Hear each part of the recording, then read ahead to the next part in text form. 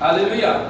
और भजन सीता बीच को हमने कई बार पढ़ा है और सुना भी है और आशीष भी पाया है। लेकिन जब कभी प्रभु का वचन हमारे पास आता है, आप अपने हृदय को खोलिए, उसको जगह दीजिए, उसका आदर कीजिए। भजन सीता 138 के अनुसार परमेश्वर कहते हैं उसने अपने वचन को क्या किया है, आदर किया है। सो मनुष्य की ओर कितनी जिम्मेदारी होना चाहिए जब उसका वचन हमारे पास आता है और आदर के साथ स्वीकार करना चाहिए। इस वचन को जब हम पढ़ते हैं तो भजन इस प्रकार से बताता है कि परमेश्वर के लोगों को हमेशा आशीर्वाद देने का अधिकार दिया है। इसको परमेश्वर के पुराने नियम में याजक थे जो हमेशा आशीर्वाद दिया करते थे, लेवी थे जो हमेशा वचन बताया करते थे, आशीर्वाद दिया करते थे। और यहाँ पे भी वचन ऐसे ही कुछ कह रहे हैं नए नियम के लिए। आमीन। पहले पद को पढ़ते हैं। संकट के दिन यहोवा तेरी सुन ले, याकूब के परमेश्वर का नाम तुझे ऊंचे स्थान पर नियुक्त करे। जोर से बोले हालेलुया। हालेलुया। मुख से हमेशा पास्टर के लिए, कलीसिया के लिए, बच्चों के लिए और परमेश्वर के लोगों के लिए क्या निकलना चाहिए? आशीष का वचन निकलना चाहिए। आमीन। खुद के लिए, परिवार के लिए क्या निकलना चाहिए? आशीष का वचन निकलना चाहिए। अपने आप से कहना चाहिए आमीन। परमेश्वर तेरी सुन ले और तुझे ऊंचे स्थान पर नियुक्त करे। क्या करे? जब आप कहीं भी जाए, परमेश्वर आपकी प्रार्थना को सुने और आपको ऊंचे स्थान पर आमीन। प्रतिदिन आप नहीं जानते हैं कहाँ क्या चीज का सामना आपको करना है, कौन कौन सी कठिनाइयां आ सकती है। लेकिन आखिरी पद को जब हम पढ़ते हैं तो वहां पे ऐसा लिखा है पहले से ही तैयारी होनी चाहिए। क्या लिखा आखिरी पद में? हे यहोवा बचा लीजिए। हाँ, जिस दिन हम पुकारे, जिस दिन या जिस समय आमीन हम पुकारे, वहां जाके पुकारने की जरूरत नहीं, यहीं से कहाँ जा रहे हैं, कौन सी परिस्थिति आप तो नहीं जानते। अभी तो आप कुछ सोच रहे थे और अचानक कुछ और हो गया। इसके पहले आप प्रभु के पास बैठते हैं, अपने आप से कह सकते हैं परमेश्वर तेरी सुन ले तुझे ऊंचे स्थान पर। प्रभु भक्ति से कहे परमेश्वर तेरी सुन ले और तुझे ऊंचे स्थान पर नियुक्त करे। अपने बच्चों से कहे जब स्कूल जा रहे हैं परमेश्वर तेरी सुन ले और तुझे ऊंचे स्थान पर नियुक्त करे। अपने बच्चे जब जॉब पे जा रहे हैं आप उनको एक बार ऐसा कह दीजिए। जब युद्ध में जा रहा है आप उनसे एक बार कह, जब यहाँ पे दाऊद और सेना युद्ध में जाती है, परमेश्वर के लोग उनको क्या कहते हैं? परमेश्वर तुम्हें जय दे। हालेलुया। सुन ले, ऊंचे स्थान पर नियुक्त कर, गिरने नहीं देगा। पर जिन्होंने ऐसा सोचा कि हम उनको गिरा देंगे, क्या लिखा उनके लिए? 8वां पद, वे तो झुक गए।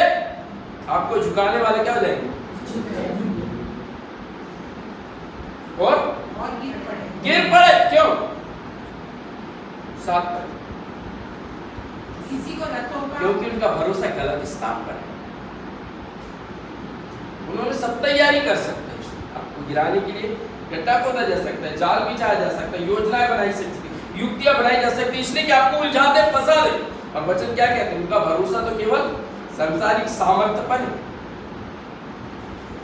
वापस आइए इससे दूसरा पद, पवित्र स्थान से तेरी सहायता करे। कहां से? आप अपने बच्चे के लिए ऐसा बोल सकते हैं, आप अपने परिवार के लिए ऐसा बोल सकते हैं। तुम कभी सफल नहीं होगा, ऐसे कभी नहीं होगा। परमेश्वर तुझे सफलता दे, परमेश्वर तुझे ऊंचे स्थान पर नियुक्त करे, परमेश्वर स्वर्ग से तेरी सहायता करे। तब संसार की सामर्थ कमजोर हो जाती है, क्योंकि स्वर्ग की सहायता, स्वर्ग की सामर्थ आपको मिल जाए। आमीन। परमेश्वर का एक दूत काफी है पूरी दुनिया को खत्म करने के लिए, एक कीड़ा काफी है पूरी दुनिया को बर्बाद करने के लिए, एक परमेश्वर की मरी बीमारी, एक बीमारी पूरी दुनिया को खत्म करने के लिए काफी है। वो सामर्थ्य परमेश्वर। फिरौन से ऐसा कहा, एक मरी से मैं पूरे देश को खत्म कर दूं, और मैंने तुझे इसलिए रखा है मैं अपनी सामर्थ्य को प्रकट करूं और अपने नाम को पूरी पृथ्वी के ऊपर फैला, बस इसीलिए तुझे रखा है। तो परमेश्वर के लोगों, आपका भाग उत्तम है, याद रखिए। कोई आपको श्राप नहीं देना चाहिए, कोई आपका अगेंस्ट नहीं बोलना चाहिए। तो बोलते हैं यीशु के नाम से उनका खंडन कीजिए। परमेश्वर ने आपको चुना है, परमेश्वर ने आपको नियुक्त किया है आशीषित होने के लिए, फलवंत होने के लिए और दूसरों के लिए आशीष का कारण बनने के लिए। किसी की फालतू बातों के द्वारा अपनी जिंदगी में निराशा लाने के लिए नहीं।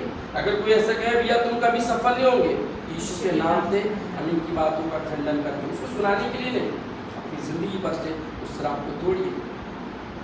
आमीन। आशीष के लिए ठहराया गया। मेरे परमेश्वर ने मुझे वचन दिया है, वो मेरी सुनेगा, वो मुझे ऊंचे स्थान पर नियुक्त करेगा, वो मुझे स्वर्ग से सहायता प्रदान करेगा। हाँ, और सिय्योन से तुझे संभाल ले। 4 पर तेरे मन की इच्छा, मेरी इच्छा है कि आप विजय हो जाओ। Hallelujah, hallelujah. मेरी इच्छा है कि परमेश्वर आज मुझको उत्तम बातों से तृप्त करे। मेरी इच्छा है कि मैं परमेश्वर के साथ और घनिष्ठ संबंध बनाऊं। मेरी इच्छा है कि परमेश्वर मुझ पर अपने आप को प्रकट करे। परमेश्वर तेरे मन की इच्छा क्या करे? हालेलुया। और आगे पढ़ते हैं, तेरी युक्तियों को सफल करे। आज के दिन के लिए जो जो कार्य आपने बनाए प्रभु के सामने ला करके प्रभु उसको सफल करे। कल के लिए जो योजना बनाई है परमेश्वर उसको सफल करे। इस माह के लिए आपने जो योजना बनाई है परमेश्वर यीशु के नाम से सफल करे। इस साल भर के लिए आपने जो योजना बनाई है परमेश्वर प्रभु यीशु के नाम में सफल करे। ऐसा बोलना है। कौन सफल कर सकता है? मनुष्य की युक्तियां समाप्त हो जाती है, लेकिन परमेश्वर की आमीन। सो वो फिर ऐसा अंगीकार करता, अब मैं जान गया। छठवां पद, अब मैं जान गया, अब मैं जान गया, जान गया। ये आशीर्वाद जरूर मेरी जिंदगी में पूरे। आमीन। अब मैं जान गया कि परमेश्वर अपने अभिषिक्त का उद्धार करता है। याजकों के द्वारा कहे गए वचन, परमेश्वर के भक्त के द्वारा बोले गए वचन, अभिषिक्तों के द्वारा, परमेश्वर की कलीसिया के द्वारा बोले गए वचन कभी व्यर्थ नहीं जाते। एक वचन एली ने कह दिया हन्ना से, यहोवा तुझे तुरंत उसने मुंह धोया, अपनी उदासी उतारा, अच्छा बना के खाना खाया, बोला मैं विश्वास करती हूँ उस वचन पर, क्योंकि प्रभु के दास के मुख से निकला है। उसी साल परमेश्वर ने समुएल बेटा दिया, उसको आशीषित कर। हालेलुया। अगर वो वाद विवाद करती, अभी थोड़ी देर पहले तुम ऐसा बोले तो तुम तो मुझे विश्वास नहीं देते। बकवास नहीं, वाद विवाद नहीं, एक्सेप्ट कीजिए। आमीन। प्रभु के दास के मुंह से निकला वचन, प्रभु इस साल तुमको आशीष दे। आमीन। उस स्त्री ने कोई भी बात नहीं कहा। उसके पति ने बहुत सारी नेगेटिव बात उससे कह दी, उसने कोई बात विवाद नहीं किया। वापस खाना खिला पिला करके वापस प्रभु के पास जाती है, प्रार्थना करती है। और एली सोचता है कि कब तक यहाँ पे नशे में। उसने कहा नहीं, मैं तो दिल से खुदा को प्रार्थना करने के लिए। उसने कहा इस्राएल का परमेश्वर यहोवा तुझे मुंह मांगा बता। उसने कोई शब्द नहीं, उस वचन को स्वीकार किया। इसी साल प्रभु उसको ब्लेस किया। सवाल बहुत तेरे आज तक तो एली ने कभी ऐसा बोले नहीं है, इससे तो कुछ हुआ नहीं, दर्शन की बात ही नहीं, ऐसा नहीं। उसने सिर्फ क्या किया?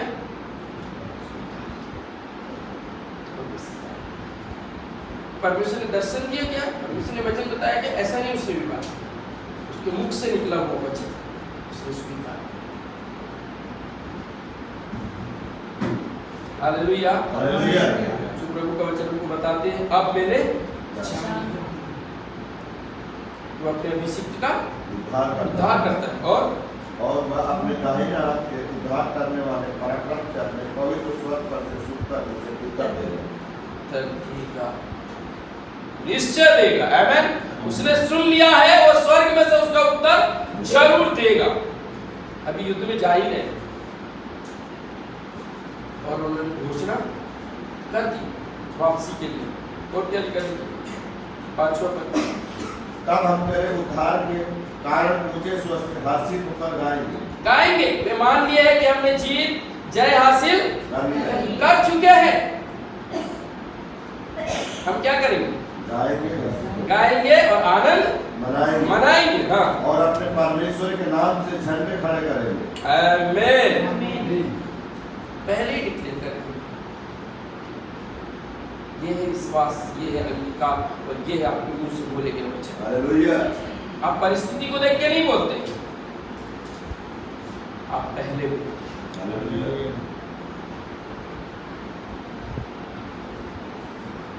हालेलुया। हालेलुया।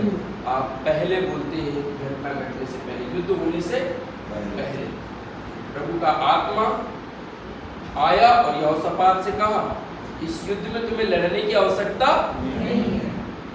यहोवा आप ही तुम्हारे लिए लड़ाई क्या किया उन्होंने? एक टीम तैयार किए और आराधना आरंभ कर दी। हालेलुया। पहले ही उन्होंने जय मनाना, क्योंकि उन्होंने मान लिया परमेश्वर ने जो वचन बोल दिए परमेश्वर के दास के द्वारा, उसका हमने स्वीकार किया। दूसरे दिन देखिए कि ना एक शत्रु है ना कोई समस्या है, केवल और केवल क्या है? फायदा ही, जय ही, जय। उत्साह ही, कर ले। युद्ध करने के बाद नहीं, युद्ध के पहले आप जीत गए। आमीन। क्योंकि ये वचन ऐसा बताते हैं, परमेश्वर तेरी सुन ले, तुझे ऊंचे स्थान पर नियुक्त करे, तुझे स्वर्ग से तेरी सहायता प्रदान करे, सिय्योन से तुझे वो संभाल लेगा। आमीन। आप पहले से ही संभले हुए हैं। कल आपने नहीं देखा है, लेकिन यीशु को कल के विषय में जानकारी है। इसके पहले कि कनान में जाके कब्जा करे, उसने कहा आज इसे मैंने तुम लोग से दे चुका। इसके पहले कि वो वहां जाके युद्ध करे, उसने बोला मैंने सारी प्रजा को, सारे लोगों को तेरे हाथ में कर दिया है। सब कुछ पहले से प्रभु के पास है। आमीन। आप कल के लिए चिंता करके नहीं जाइए, वचन को बोलिए, मैंने प्रार्थना किया, परमेश्वर मेरी सुन लिया, मुझे आशीष दे दिया, ये हो चुका है। हालेलुया। अल्लाह ने कहा मैंने मान लिया है, अब मैं जा रही हूँ। अभी तक आप मुझको उपवास करने की जरूरत नहीं है, आप मुझे प्रार्थना करने की जरूरत नहीं, आप मुझे केवल धन्यवाद देने की आवश्यकता है। हालेलुया। उसने और अधिक धन्यवाद दिया और फिर उसके पति ने बोला क्या हो गया तुझे? अभी तक तो तूने खाना नहीं खा रहे थे, तो बहुत ही अच्छे से नहा धो के तैयार होकर के और बहुत अच्छा पकवान बना के खा रहे, हम लोग को पहले ही खिला दिया। उसने बोला मैं आनंदित हूँ क्योंकि मैंने परमेश्वर के वचन को दे दिया है। मैंने विश्वास करती हूँ प्रभु के मुख से, दास के मुख से निकला हुआ वचन कभी भी प्रभाव रहित नहीं होता। परमेश्वर की ओर से आया हुआ वचन हमेशा में ब्लेसिंग करता है। आमीन। आमीन। ओके, सो प्रभु हमें इस वचन पर आशीष दे।